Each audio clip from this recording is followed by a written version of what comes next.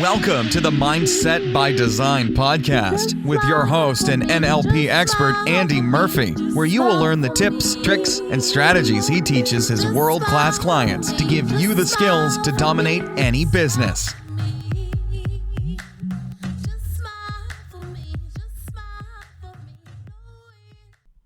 What's going on, Mindset by Design crew, and welcome to episode 419. Hope you're amazing as always and life is treating you pretty damn awesome. I mean it. I know if you're a regular listener, you were probably all confused at the start. You know, where's this little clip of the episode, Andy? I get it. We just went straight into what? Well, we went straight into the theme music. And yeah, that theme music goes. You talk about anchoring and stuff, NLP anchoring at a different time, but that's a trigger response, right? That song I've played for so many years. It's like it puts me in an automatic podcast state or a podcast version of me. Doesn't matter what I was doing before I listened to that music. It literally lights me up and makes me smile, right? And that's the point in that cheesy music, and it is cheesy music. But I put it there so many years ago because I wanted people to associate the podcast with smiling, and the more they listen to it, to that rhythm and that beat, then they remember it. So today isn't a clip. I'm going to do something a little different. I haven't done it in a long time. I'm just going to talk. But what I'm going to talk about is something really, really cool. If you're a regular listener, and I'm sure lots of you out there are, then you know my background and my life is been martial arts. It's been a huge part of my life, from being on the England team when I was younger in karate, to training and fighting. I've fought MMA. I've had over 100 karate fights. But why I tell you that is I can't train as much anymore because injuries. I'm an old man now, right? But what's cool is that philosophy of looking at the world a certain way comes with you for the rest of your life. You know, even though you can't train the same way as I used to when I was young, you know? And I don't want to train like when I was young, you know? I definitely don't, because it was pure anger. It was pure aggression, right? Coming from Liverpool in the UK kept me out of a lot of trouble. But these days, I don't want that in my life, right? But principles, I always say this, right? I say martial arts taught me more about the world than school ever did. It really did. It taught me to, be able to perform when the lights are on, right? When there's thousands of people watching you, you got to be able to perform. It's about also pattern recognition. Your own patterns of behavior, reading the other people's. It teaches you to be a mentor, a mentee, push past all physical and mental boundaries to keep pushing on. You know, if you've ever been hit or punched or kicked in the head and been put on the floor, it takes a certain type of commitment to stand back up and not only fight, but go in to try and win. And those skills, I'll call them, right? They translate really beautifully over into life, business, and understanding yourself. And one of the key things that I want to show today is, if you don't know this guy, it's Book of Five Rings, Miyamoto Musashi, right? He was supposed to be one of the greatest or legendary swordsmen and philosophers. And he, as samurais, I don't know if you know too much about samurais. I know this is a bit of a random topic today, but samurais worked for somebody, right? They were like military, basically. And then you had people who didn't accept the rules and became something called ronins. And ronins were basically for hire, you know? So what he did just before the end of his life, what he created was the Book of Five Rings. And that is his principles. And it's called Dokkodo. That was his principles of life, because he was a philosopher. He was obviously a swordsman, right? But being a swordsman was the art of perfection, or getting close as you can to perfection. So he was a swordsman, he was a philosopher, he did calligraphy. He did all of these things to create a balanced life. And that's what I want to share with you today, these 21 principles. I'll talk about what comes out my head when we go through these things, but I really want you to apply them into business, into your life, into how you're thinking about yourself in this moment. You could be going through something really stressful right now. And I don't know what you're at in your business career. I really, really don't. But what I do know is it doesn't matter what level of the game I've played with people at, whether I've worked with billionaire clients, whether I've worked with the startups, whether I've worked with Fortune 500 CEOs or $300 million founder CEOs or world champion athletes, or it goes on, right? Thousands of clients over 21 years. And it really, when you understand that and you can look in all of these incredible people's minds, what you start to understand is that human beings are quite similar, but we're also quite not similar. We're similar in ways that we all have fears, we all get pains, we all freak out, we all get trauma, we all do all that stuff, right? But then there's some people who are stoic, right? There's some people that don't react to the drama of life and business. They just stay focused on where they're going. And generally, it's very rare that that's by accident, right? They've trained their thinking, they've trained their mindset, they've trained their brain, they've trained their neurology, they've trained their patterns of behavior so they respond exactly how they want them. Now, it might look like they're bulletproof from the outside, but on the inside, no, they're having conversations, right? And this is where we activate the cortex of the brain, the prefrontal cortex, because that's where we make decisions. And those decisions can be reactive in the moment. We just let that pattern play, which probably not the best thing, especially when we're under a lot of stress, and then we can be reactive, which changes our communication, it changes our internal communication, but it really affects the outcome that we want or the behavior that we want, right? And if we're running teams or we put a lot of pressure on ourselves each day to perform at our absolute best. And that's really what entrepreneurism is about. It's not about the external world, man. It's not. The external world will come from how you are wired inside, how your chemicals are being produced and when, right?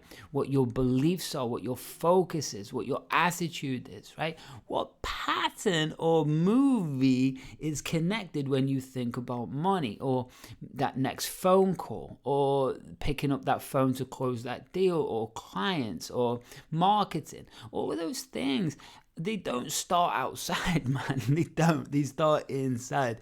And if you're wired incorrectly or what I call outdated software, because just like a computer, we need to do these updates, right? Even Apple, even Macs, right? You stick different operating systems on it. And when we understand that we're really very similar to that, then we need to constantly be updating our behaviors. And so what the 21 principles are by Miyamoto Musashi is, it's really ways to live life. And that's what we're going to jump into. Sound good? Awesome. So that's what today's episode's about, right? And speaking of awesome, make sure that you're heading over where? Make sure you're heading over to andymurphy.online. Look, I can't help everybody, and you're listening to this podcast for a reason, so I just want to give you some more tools, plain and simple. First one is make sure that you're heading over to andymurphy.online. Why? Well, you can get yourself the Total Mind Control Handbook. It's pretty badass. I'm pricing it at $27. You can get it for free right now. So go and grab it, right? What else can you do? You can jump in if you really want to play at a higher level and invest in yourself. Well, you can jump into the 8-Figure Thinker University. It is the most comprehensive, in-depth training system that exists on earth for an entrepreneur. It's going to take you on an absolute journey of unconscious, neuroscience, neurolinguistic program, behavioral psychology. And by the end of it, you are going to be absolutely playing at a whole different level that you didn't even know was possible. So that's one. If you're a trader, Forex, crypto, stocks, bonds, whatever it is, then you need the Genius Trader. Go and get that now. And yeah, you'll go and see. Click on andymurphy.online, click on shop, go and take a look. And the other thing, which is what I'm really excited about right now, which means that you should be excited about right now, is I am launching something really, really special. It's definitely not for everybody. It's really, really not. It's called the REBOOT Protocol. It's actually the REBOOT to 2.0, an expansion protocol, but it's called the REBOOT Protocol. And what it's designed for is, well, listen to this. I worked something out over 21 years and thousands of clients, and being a top performer in investment real estate and everything else myself, I worked something out. When you're on, you're on. Do you know that feeling where clients just are easy? You're closing deal after deal, you're trading, and everything's in flow. Your business is going amazing. If you're in e-commerce or SaaS, or you're an online founder or brand, whatever it is, and everything's just in flow. But then suddenly, something gets triggered in you, and things change, and that ease of life, well, it just becomes more difficult. You start questioning your own ability, and then suddenly the bubble has popped and you're out of that flow state. You're out of that zone, and it becomes really, really difficult to get back in it sometimes. It becomes an absolute nightmare if the pressure every day for your performance and you have to perform, then it can really be tricky and near impossible sometimes. I've watched clients destroy themselves for a year because they get in their own way. And what happens is the longer we do that, the neural nets or the mind muscle keeps building the wrong behavior, and then it becomes extremely daunting to step out into the new world or the new version of you, or closing that deal that's bigger than ever, or you stepping into the blue oceans, as I call it, right? And so what we have to do, first of all, is we have to reboot your psychology. And so that's the REBOOT Protocol. There's many ways. It's all customized. It's all specialized, and it's not for everybody. It's only for high performance. So if you've been a high performer, you've dipped right now in the success, or you've gotten in your own way, or you're growing and expanding, or you want to unlock the next chapter of your life and business. Why? Because maybe you're at the end of this, and maybe you're bored, maybe you're burnt out, and you want something different. That's what the REBOOT Protocol is all about. So what I want you to do is head over to andymurphy.online, click on Work With Me, and in there you will see an application form. Now, we can do this in many different ways. Is that we've got a boot camp for a group, we've got 1 day, 2 days, 90 days, and even 12 months to really take people to a whole different level. So there's many ways to do it. Depends on what your budget is, depend on what you want to do, but it's game changing. So it's the REBOOT Protocol. So head over to andymurphy.online and let's do this. And speaking of doing this, let's jump into today's episode, and let's go and look at the Dokkodo by Miyamoto Musashi, the 21 principles. So, beautiful. I'll see you in a moment, and then I'll see you at the end of the show.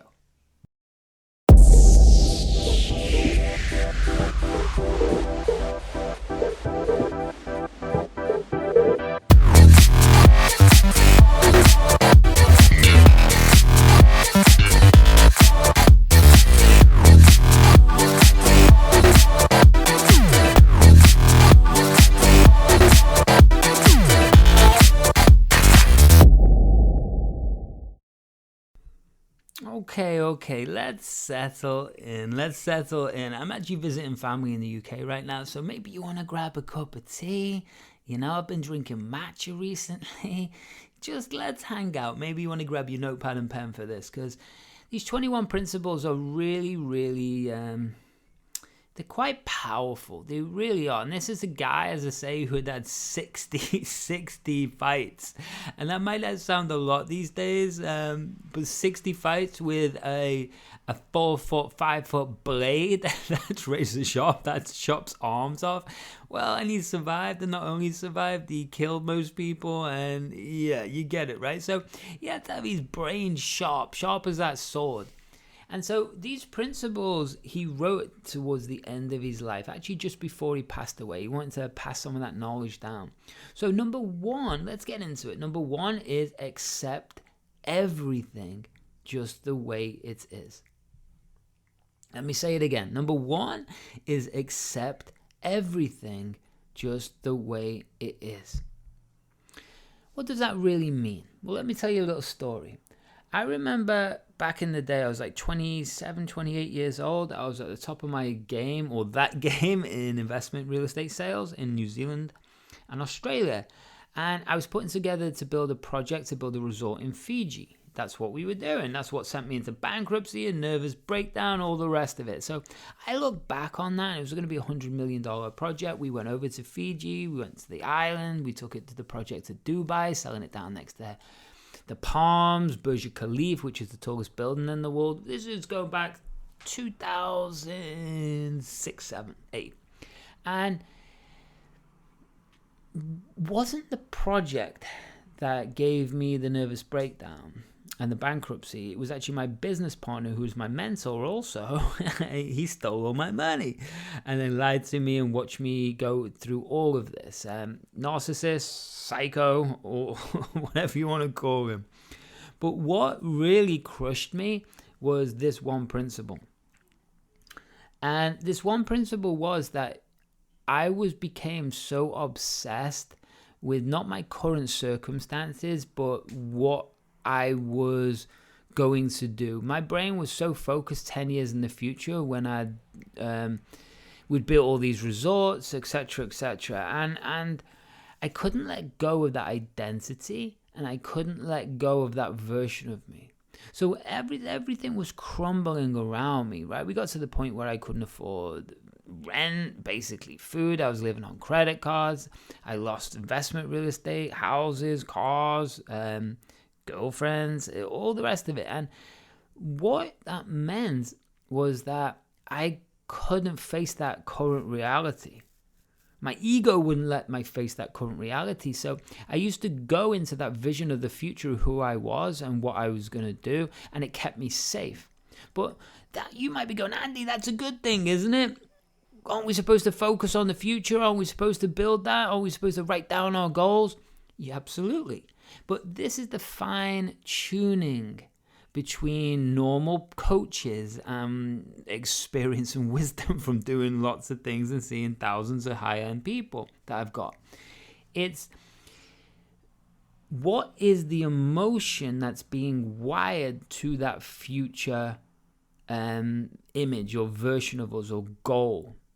Because often if we're in a state of anxiety and panic, and the thing that creates a temporary relief or escapism is a future thing, what we're really doing is starting to create messy wiring. That messy wiring then, it's not real. We're not accepting where we are, and that just creates bad connections, right? Bad neurological connections. So by accepting the reality of where I was, I could have done something different, right? And I tried everything. I was picking up the cold calling. I was literally had the phone book and started on A and just was cold calling every day. I was doing lots of stuff to get out of this situation, but I wasn't supposed to be there. So accepting the current reality allows you to think clearly about how to solve this problem. So is there something going on in your life right now that you're pretending isn't? Do you know what I mean? You're escaping, you're freezing, or you're fighting everyone around you. What's the truth? Number two, do not seek pleasure for its own sake. I'll say that again. Number two is do not seek pleasure for its own sake. What does that mean to you? Do not seek pleasure for its own sake.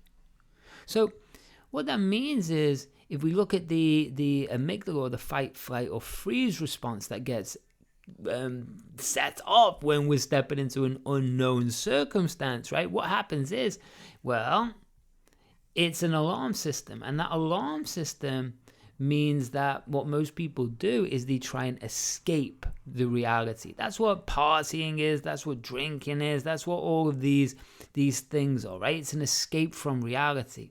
Now, hey, is it awesome to escape from reality sometimes? Damn right it is. It's pretty awesome.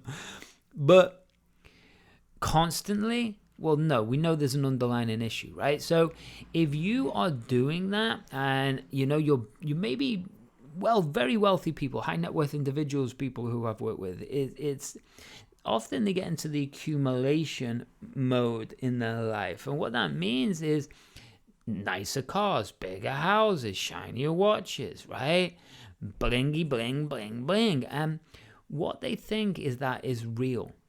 What they think is that's going to create fulfillment. And I've been through all that stage in my life, but it doesn't ever give you peace. It doesn't ever give you fulfillment. So what Miyamoto Musashi is talking about there is don't just go after endless pleasure. The pleasure should come as a reward for you achieving your goal. And that goal doesn't have to be business, you know what I mean? There's many sections of life. Remember, he was a poet, he was an artist, he was a philosopher, all of these things. So we must be kind of a Renaissance person, but we must kind of be balanced in some way, right? Or at least not reacting and trying to run and escape. Does that make sense? So where in your life are you doing those behaviors? Number 3, do not, under any circumstances, depend on a partial feeling. Do not, under any circumstances, depend on a partial feeling. So, the way I read that is, are you tuned in to your intuition? Or are you doing something because you think it's a good idea because someone else is doing it? Does that make sense? So are you tuned into your intuition, and are you being absolutely pulled towards something? We all have those, you know what it's like. We've all had those moments where everything just seems obvious, right? We're just so excited about doing a project, but we know it's right. We know it's the right direction or the right person. We're not doing it just because we think we should do it, or it's the right way to earn money, or you get where I'm going. So that's a partial feeling. Because should I, shouldn't I? Oh yeah, I'll do it because of this, because of this, because of this. Or are you really just pulled in every cell and fiber of your body? What's your heart pulling you towards? That's a real feeling, right? And you might go, well, Andy, I've done that before and it's messed up. I get it. Well, this is where there's levels of being consciously aware of what's playing unconsciously, right? What's playing automatically. So basically it goes to this: growth mindset or fixed mindset. Or it gives another way to look at it is, are you leaning in or are you leaning out? If you're leaning out, trying to move forward, it's probably not going to work in any capacity: relationship, health, finances, business, right? If you're leaning out going, oh, I really want that, but, I'm a bit worried about this, about that. Well, you're not going to get what you want, right? If you're leaning in, going, this is what we're doing, these are the steps, we're making it happen, let's go, then guess what happens?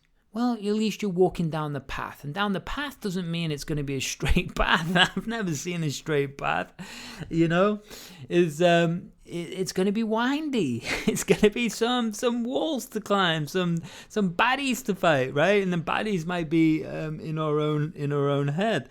But still, that's the difference, right? So make decisions of clarity when you've looked at all other options and you're crystal clear that you're being pulled towards something and to take action.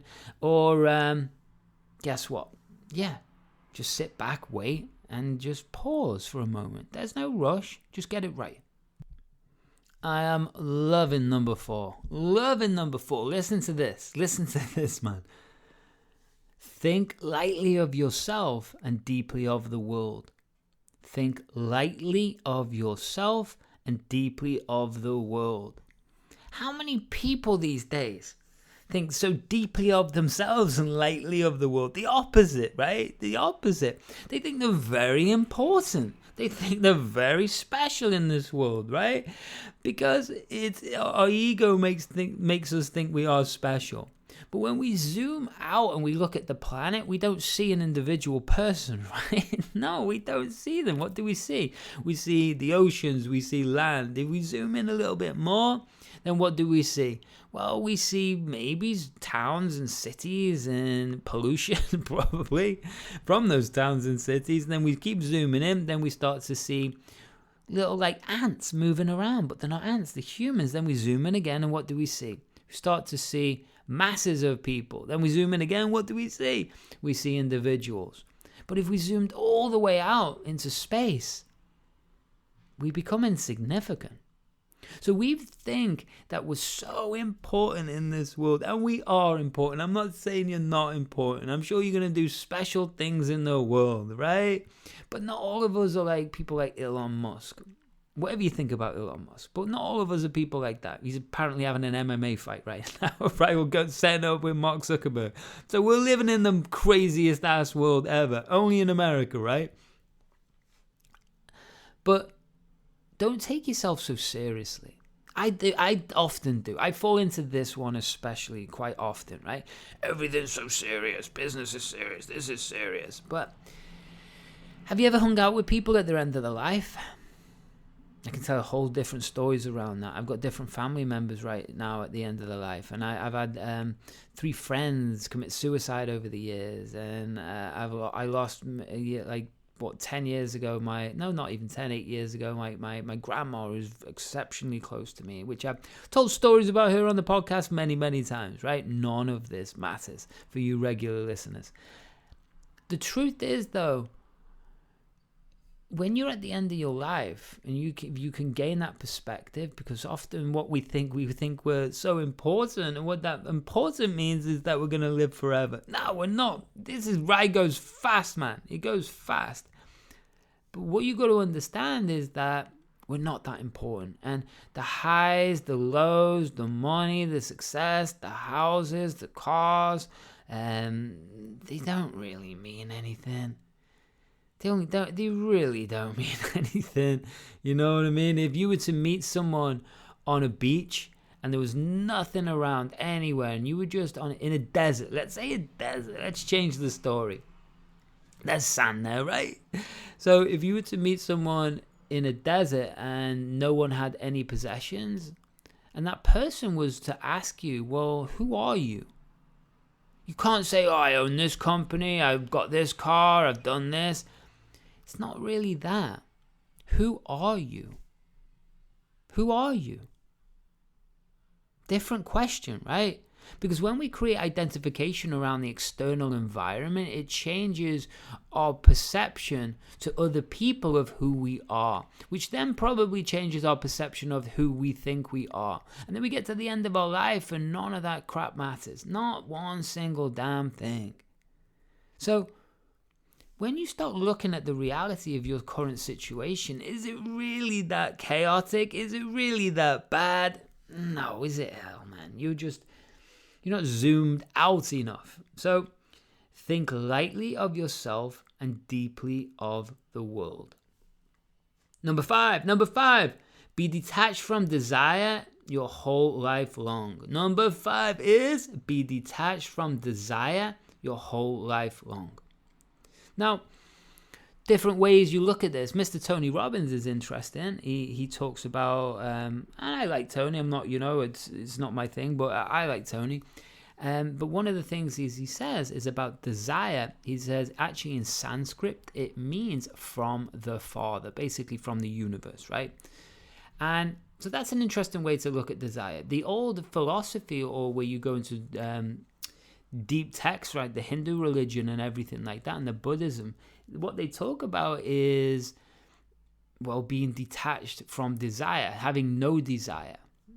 And so it's different contrast of what we mean. I go back to desire meaning an internal burning pull that's connected to your intuition, that's leading you in the right direction. Does that make sense? Where I feel desire it goes wrong is it's an impulse. It's the limbic system. It's the emotional response or the primal part of us, right? So a desire to go around sleeping with loads of people or fighting people, right? That's a desire. That's an impulse. So I think that if you come from desire from your intuition, and that's a pull with clarity, then that desire is very good to be led by. But being attached to that outcome, like I was when I was putting the $100 million result together, that's a bad thing, right? It's a bad thing. So it's a very fine line what that word actually means. You can take it however how you want, but if you're living by your primal side of your life and you're living in scarcity or lack, even though might have a lot of things around you, then detach from it. You got to listen to Miyamoto. He knows a few things. So let's jump on to number 6. Number 6 is do not regret what you have done. Do not regret what you have done. Interesting, hey? Interesting. So that's why we go back to understanding that we are millions of neural nets or patterns in our brain that makes us think, feel, and act a certain way. So sometimes we do things and we don't even have a millisecond to think about them. And those things could be the most destructive things. They could hurt people verbally, sometimes physically, but definitely verbally, hurt ourselves more than anything. But what I take from this lesson is that, well, we have to just constantly learn. That's it.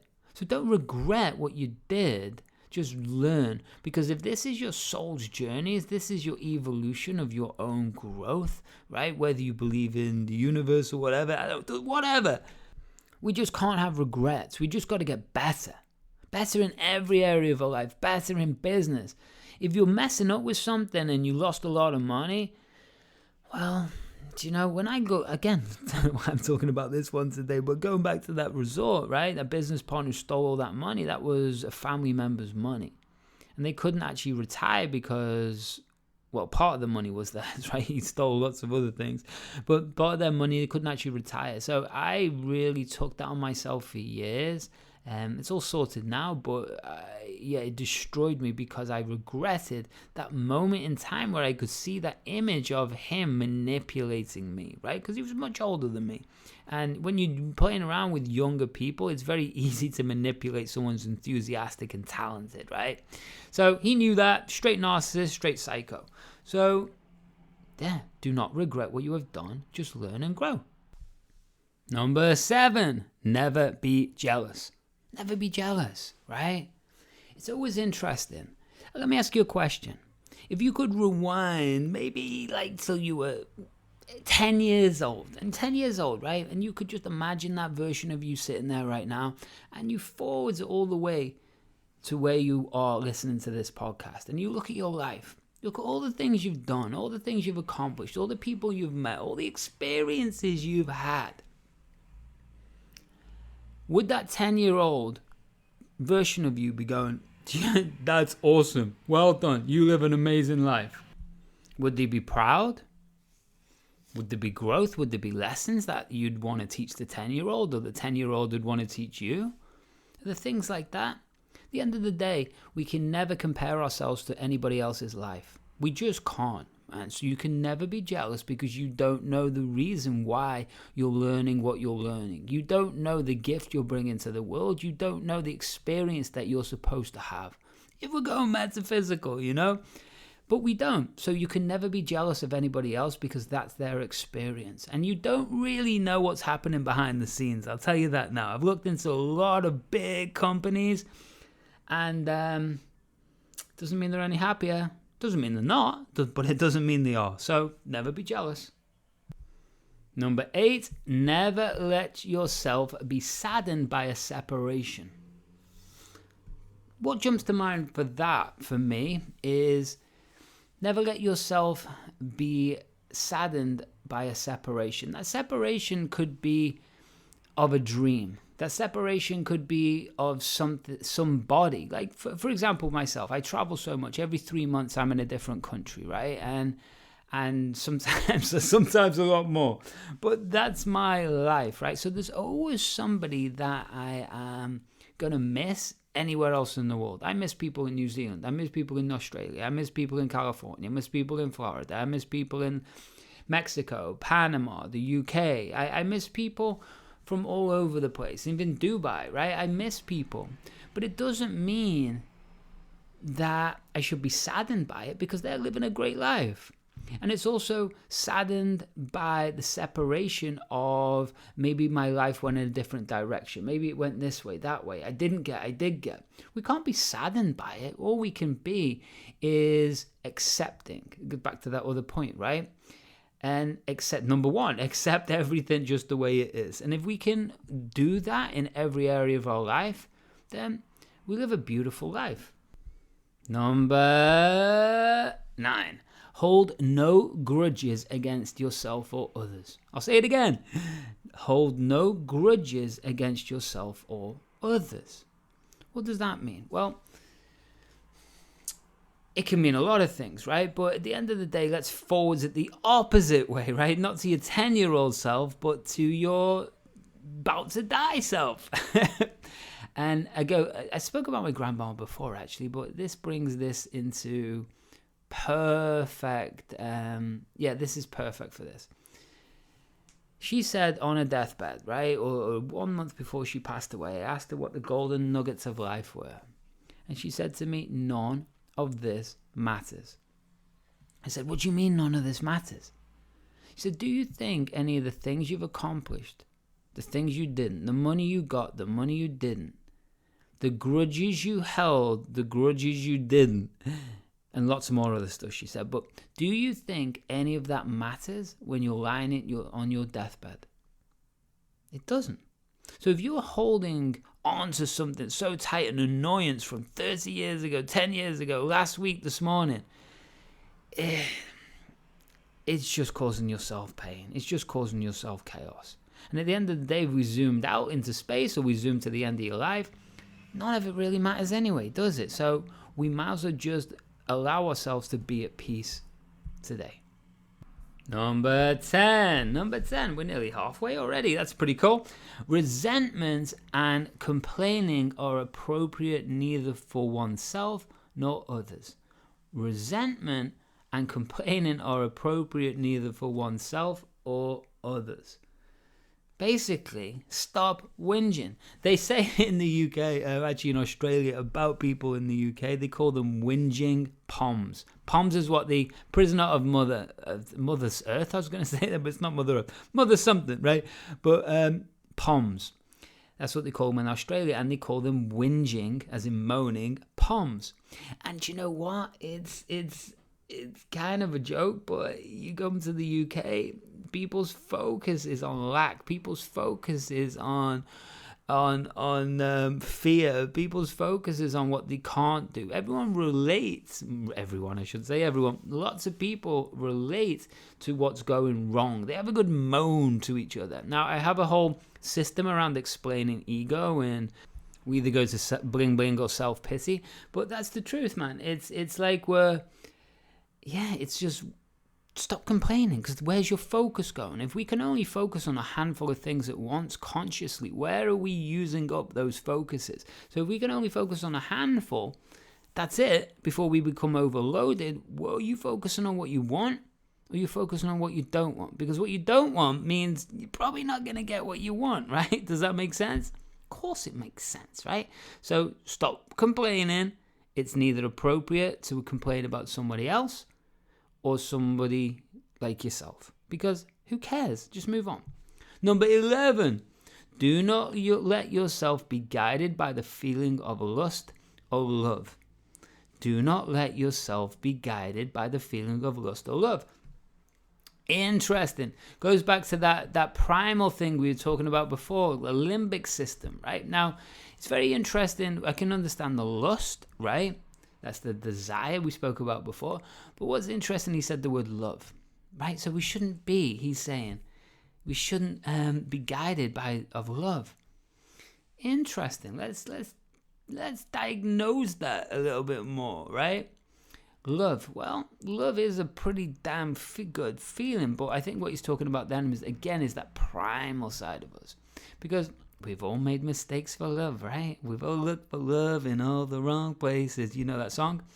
Maybe you don't know that song, but that's a song, and it's sang very badly, but it's a song.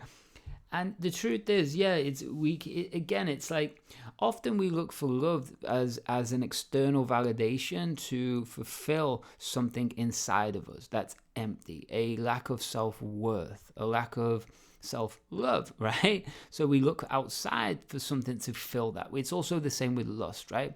Lust means it's that we're looking, again, something outside of us, that external validation to make us feel good. But it only lasts for a while, right? And then the truth behind the patterns, or the truth behind the person, or the truth behind the circumstance, or the truth behind why we're actually doing it comes out once the excitement wears off. Does that make sense? So again, it's about being present. It's about being in control of your emotions and not being reactive to when someone dangles a carrot in front of you. And that's very stoic, but it's also very samurai. And guess what? He's kind of a samurai, isn't he? So let's jump to number 12.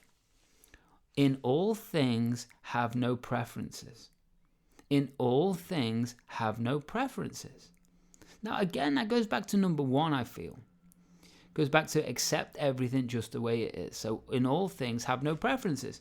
And have no preferences means that what we tend to do is we put an emotional bias on something. We want an expectation of things to be a certain way. We want things to be... we put expectations on other people, right? We hire people, and as in put your team maybe, and we put a certain expectation on them. They're going to perform at a certain level, and they don't. And then we're disappointed. It's the same with friendships, right? We put a certain expectation on somebody else, and they don't live up to it, and then we end up getting pissed off, and we end up getting angry, and we end up falling out with people. And it's a lesson for that. There's no preferences, right? So inside of your own self, we just have to be aware of what is happening. And that means we can't really then start tricking ourselves. It all comes down to the truth. What's the truth around the situation that you're going through right now? Do you have an expectation on somebody that's not living up and you're being so annoyed at them? Or maybe you're having a certain expectation of how your life should be. But the truth is, you are in finance as a trader, but you hate it in every capacity, and you love gardening, right? I'm talking about the money, I get it.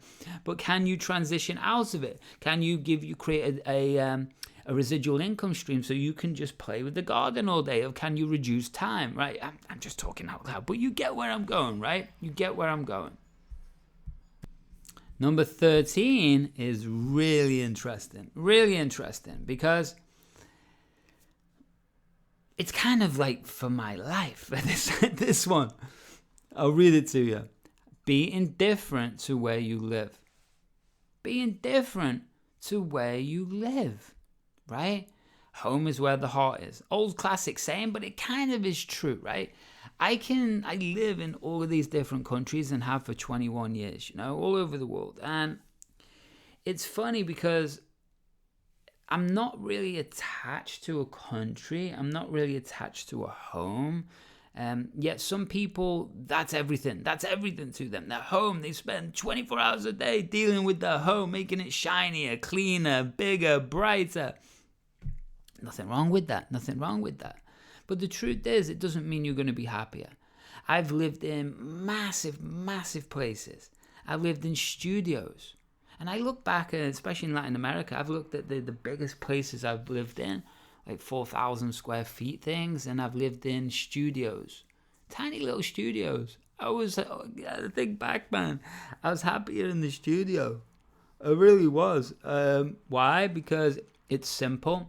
And however big your house is, or however small your house is, you just get used to it. You just get used to it. How many times have you stayed in hotels and it's all big and amazing, and by the end of that second week or whatever, it's just you're just walking around the hotel because you know your way, right?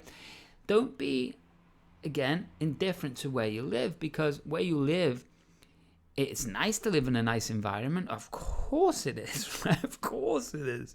That's why we go to hotels if we can't afford the big houses. But it's just don't be attached to it, I think is the word. Don't be attached to thinking that is going to give you the external validation again of what is going to make you feel fulfilled and happy. It's not. If you're fulfilled and happy and you move into a more beautiful place, it's only going to enhance it, right? But if you are feeling sad and you think that getting that car, that house, that watch, that person, that business, that money is going to give you the feeling that you want, I'm here to tell you, it ain't. Now, can you buy happiness? I don't know. Maybe. People say no, but I don't know. Happiness comes from not having worries. And money can really help with that because it can buy freedom. But back to the point. You live where you live. You are where you are. Just be so internally happy with you, because you're working so deeply on your unconscious part of your brain, repatterning, retraining. You're working on your spirituality. You're working on a business or that you like, you love even, right? You're around people that support you, they guide you, they love you. That's the point, man, right? That's the point. Number 14. This is a goodie. Do not pursue the taste of good food. Do not pursue the taste of good food. That's an interesting one, right? That's an interesting one. Again, it goes back to these desires, right? It goes back to this opulence, okay? And do not do not pursue the taste of good food, meaning that it should not just be good food, it should be the right food. It should be the right food for your body. It should be the right food for your gut biome. It should be the right food, right? And no matter what it is, you should be damn grateful. Don't know about you, but there's been times in my life back in the day, what was funny, I remember going to New Zealand, and I'd just come from Australia, and we were still setting up the company, and I was just got made manager, but expenses were a lot. Money was, with real estate, it takes a while for it to come in. And I remember there was about 3 or 4 months there that that we were just living on beans, and we made this chili, and the chili had loads of chicken in it and different stuff. And what it kept doing was putting more beans in it because it would make things go longer. And so by the end, we were just eating beans. Now, I look back then and go, wow, that was crazy. We struggled. Now, it's funny because I'm plant-based. So I just eat beans. so just don't. But again, I was happy with the food because I was grateful. And I'm happy with the food now because I'm grateful. Because I know that there's been moments in my life that getting food was a struggle. So I'm happy to eat whatever. I love food, but I think I've got dodgy or damaged taste buds, to be honest, because I just eat the food. But as long as you're grateful for the food, then you're not in pursuit of it, which means you're not an emotional connection to it and you're not chasing it. And that's really what all this is about. It's about not reacting to things and not giving in to those primal desires, or not giving into your ego, right? But being grateful for whatever food you have, whether it's just plain rice or it's a 24-course banquet. Either way, it's just food, It's just food. Number 15. Do not hold on to possessions you no longer need. Oh, do not hold on to possessions you no longer need. Now we can go to definitely, we just moved from different houses. And then if you have moved recently or you've moved before, then you know how much crap you store Bigger the house, more you fill it, right? Smaller the house, less you fill it. But even if it's a small house, you've got so much crap. Bigger house, you've got so much more crap. And then you're pulling out cupboards where you've stashed stuff and boxes, and you're like, wow. We've got everything right now in a storage unit because we were traveling. And you realize, what the hell, I'm paying $200 a month for a storage unit, and it's just, what's it stored? I don't even know what's in there. I got bags, there's a couch in there and things like that, but I got my bags, I got my clothes, we're good. And you realize when you've let go of everything, how little you really need. Do you know what I mean? How little you really need. And it's even like we've come over here to visit in the UK, and so many bags. And then you end up wearing basically the same things, right? Washing and wearing the same things. And all those things that you thought you were going to use, you don't. And that's the point. Do not hold on to possessions you no longer need. And that's also the same with friendships. It's the same with networks. It's the same with locations. It's the same with belief systems. It's the same with views of the world or versions of you. If they no longer need them, or you no longer serve you, then let them go. All they become is anchors or triggers to remind you of somebody or something from the past, right? And that's crazy. That's crazy. So instead, why don't you just look at where you are now? What do you really need? And if you're about to move house, game on. I've had clients in the past sell their house. I didn't tell them to do this. They just did it when I explained and showed them my systems around environmental anchoring, or how to create environments that create peak states. It's colors, it smells, it's tastes, it's all of this stuff, right? They sold their house. They got rid of everything in it because it reminded them of the past, and then they started fresh. Right? And it was the most beautiful, freeing feeling for them. And so if you're in the same situation, take a little look around your room right now, wherever you're listening to this. Are you looking at something that reminds you of somebody from the past? And if it is it a good feeling? Is it what you want feeling? What's going on there? Think about it. And if not, put it in a cupboard, get rid of it. Number 16. We're getting there, right? We're getting there. This one's a goodie, right? Do not act following customary beliefs. Oh, do not act following customary beliefs. So if you're listening to this and you are an entrepreneur, or you're aspiring to be an entrepreneur, then you got to realize that everything that you believed if you were in corporate or had a job has to go, because it doesn't work in this world, right? And it's the same with culture. This new generation that's coming through, they really are living by their own rules. And I love it, right? So the old belief systems are starting to die. Like, you've got to get a mortgage, you've got to get married, you've got to have kids, you've got to be in debt, you've got to go to a 9-to-5 job, you've got to do something you hate until you retire at 65, and then you're going to die in a couple of years anyway. That's the point. No one wants to do that anymore. And COVID kind of backfired, because I think some people who weren't entrepreneurs, I don't have many people in my life that aren't entrepreneurs or running their businesses. But for those who are, who like working for themselves, and they couldn't work over those COVID periods, because I traveled to like 6 different countries over COVID where everyone's locked down in a country. I was moving around, finding spots that people you could get into. It was a whole different topic.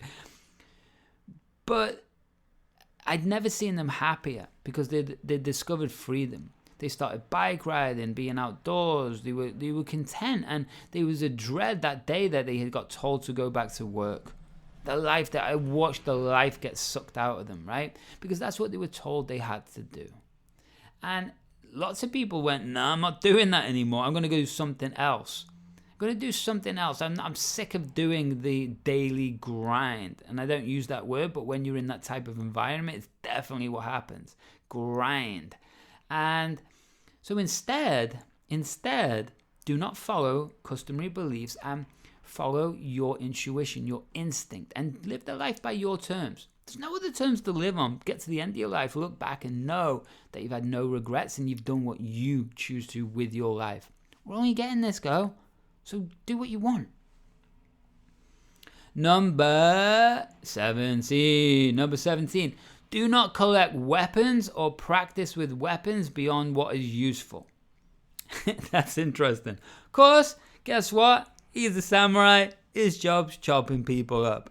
So do not collect weapons or practice with weapons beyond what is useful. But let's look a little deeper around what that really means, okay? It means we only have, again, so much time, effort, and energy. And so we have to be clinical of where we direct that time, effort, and energy, or where we direct our focus, right? And what I do with clients, I'm very specialized. I'm not working with the average person to do average things. I'm working with very high performers or people who are wanting to be high performers and they want to get tuned up. They're in a transition stage in their life or they're in a dip in performance. Those are basically the three things that I help people with. And at the end of the day, you could have a massive skill set, right? It's like, look at it this way, doctors. You can go to a general practitioner because you've got a cold, right? Or you need to go to a specialist surgeon if you need a knee surgery. I've had a couple. So I'm not going to go to a general practitioner, a GP, if I want a surgery, right? I'm going to go to a specialist. But that specialist is zoned that weapon in so good that they're an expert at that one thing. It's the same with sales. It's the same with trading. It's the same with running companies. You could be a CEO. You could, whatever it is, right? You have to become a specialist. Now, in the entrepreneur world, especially at the start, we have to play lots of different roles. And that's okay. That's a good thing. But as you get higher and higher and higher up on your journey, then you start becoming a specialist. But you're still going to be a specialist. If you're a coach or you're doing whatever it is, you specialize in that one skill.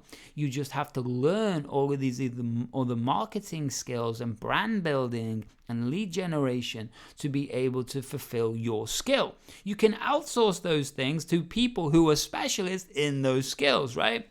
The unfortunate thing is, I talk about this a lot, that a lot of people think they're at a black belt level at that skill when they're really at a white belt level or maybe an orange belt level at that skill. But they think they're at a black belt level and they charge black belt prices, and guess what? They don't perform. And that's unfortunate with the marketing industry, the coaching industry. There's a lot of people who think they're way better than what they are.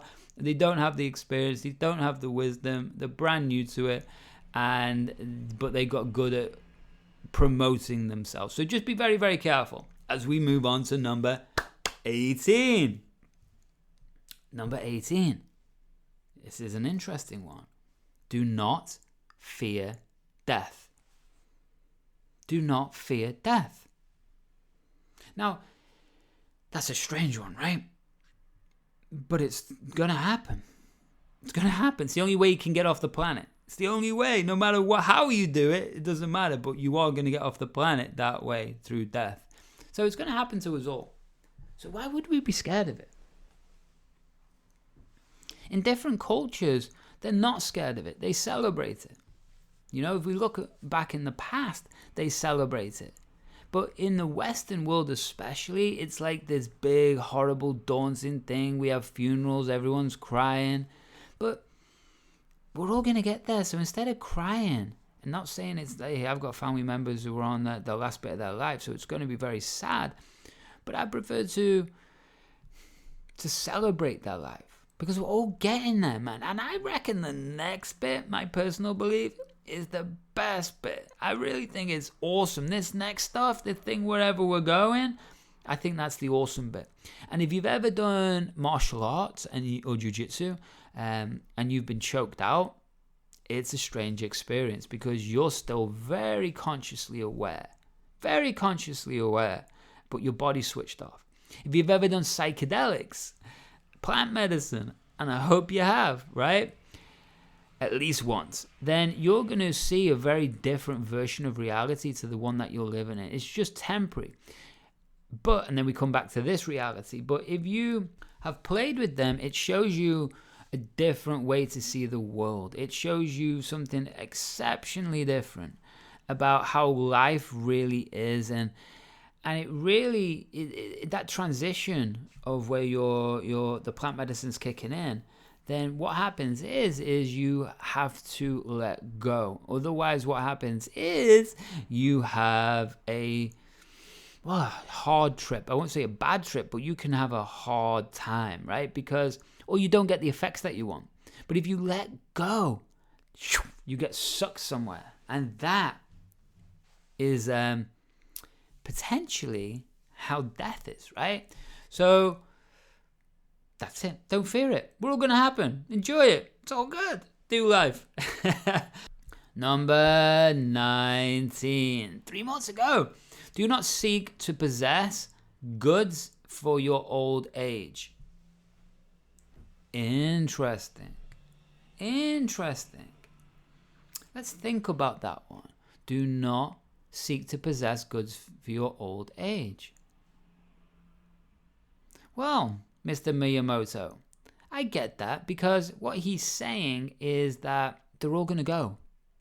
They're all going to go. We're not going to take a single thing with us, right? So we're trying to spend our whole life accumulating all of these things, and then we get to the end of the life and we can't take any of them with us, then what the hell was the point in struggling and stretching ourselves and causing ourselves so much stress to accumulate that big house, to get that big thing? Doesn't matter. Wouldn't you rather just enjoy life?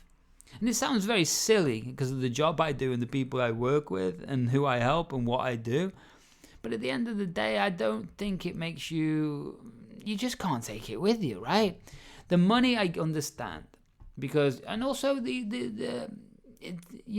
accumulating like real estate and whatever investments, I get that too, because it can't be for you is the whole point. It can't be for you. If you're doing it to create legacy, then that's a different thing. If you're doing it to set up your family and your kids, that's a different thing. But if you're doing it for you, man, you can't take it with you.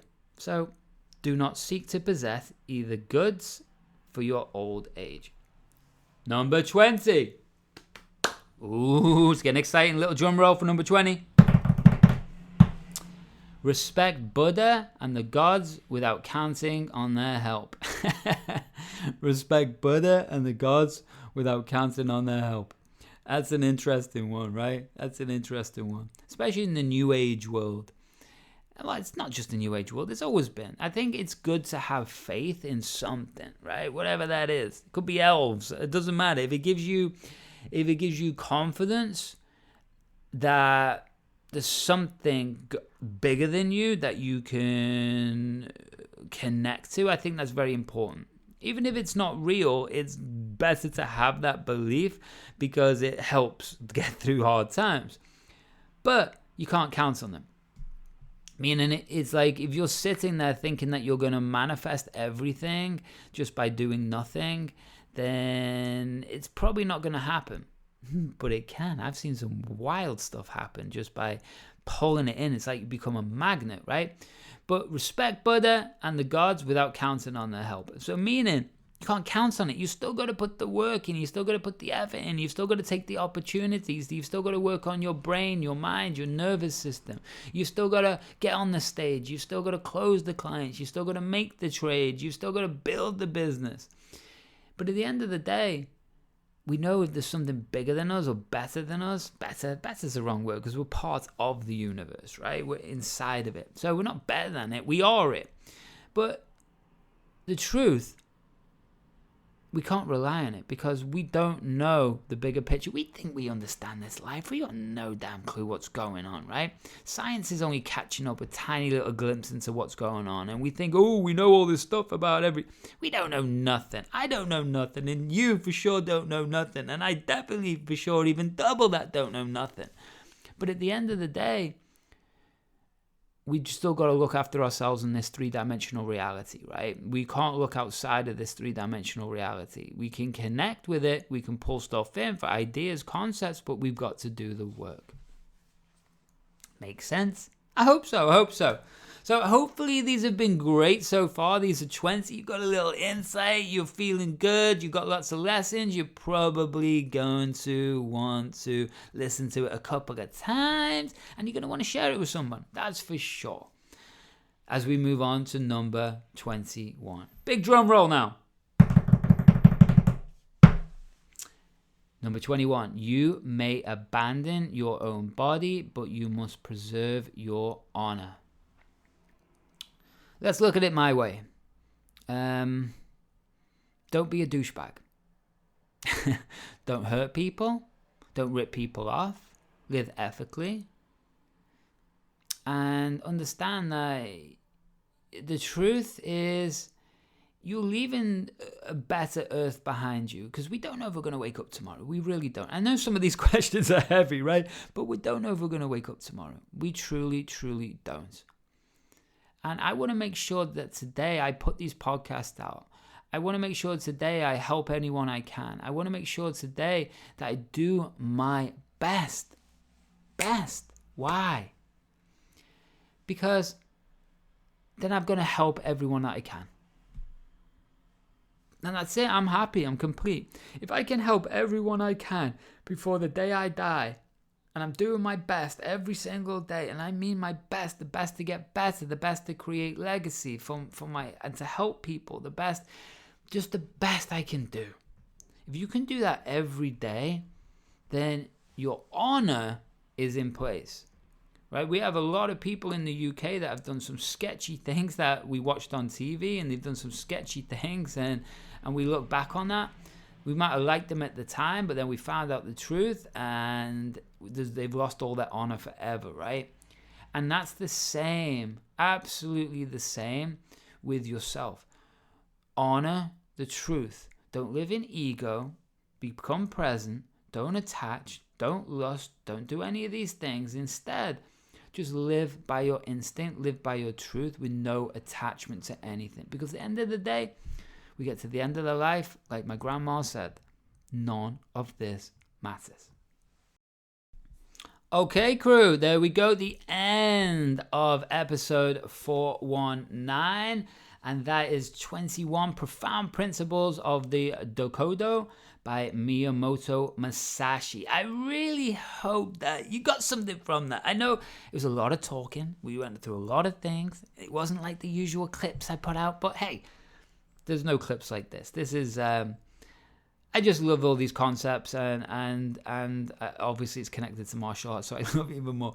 But honestly, re-listen to that, share it with someone, and please write a review for me. I'd love that. Apple loves it for me, Spotify loves it for me, and it's really, really simple, and it takes like about 33 seconds. So hopefully you can do that. And speaking of doing that, make sure you're heading over to andymurphy.online. Get your mind control handbook. It's full of the science, the neuroscience, and the NLP, and lots of my systems to be able to control your brain. We're going to brainwaves, peak states, nervous systems, all of the cool stuff. So go and grab that right now, andymurphy.online. Go to the shop, check out 8-Figure Thinker, check out The Genius Trader. But the other one I'm really, as I said before, I'm pumped about.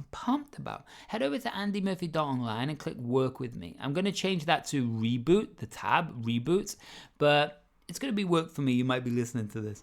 But reboot, remember, if you are an entrepreneur and you are in expansion right now, you have dipped in performance and know that you want that fire again and get back onto it, or you're transitioning, maybe you've sold your company, maybe you are wanting a different career, whatever it is, that transition, you need a reboot. That's what you need a reboot, so we can expand you into blue oceans.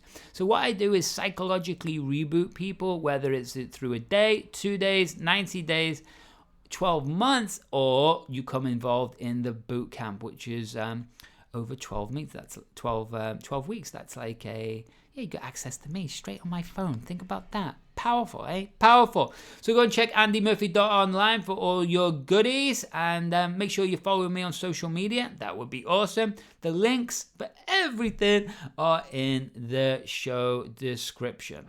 So that's it. End of episode 419. Hope you loved it. And until the next time, keep kicking ass. Much, much love.